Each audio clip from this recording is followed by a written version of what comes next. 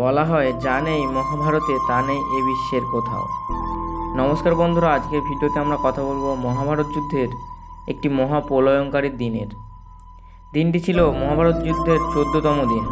সূত্রপাত হয়েছিল মহাভারত যুদ্ধের 13তম দিনে। গুরু দ্রোণ যখন কৌরব পক্ষের সরসেনাপতি নিযুক্ত হন, তখন তিনি চক্রগৃহের নির্মাণ করেন।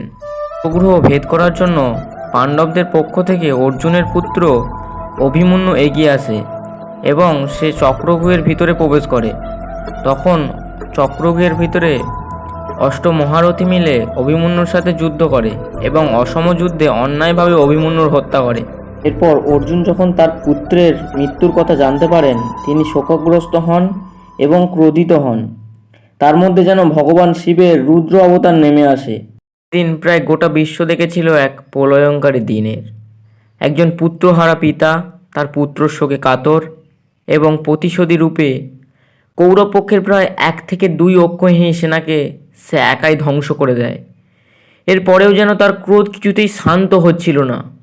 এরপর তিনি ঠিক করেন তার পুত্রের গায়ে প্রথম যে আঘাত এনেছিল, তার পুত্রের দিকে প্রথম যে বাণ বর্ষণ করেছিল, এই সিন্ধুরাজ জয়দ্রথের বধ তিনি করবেন।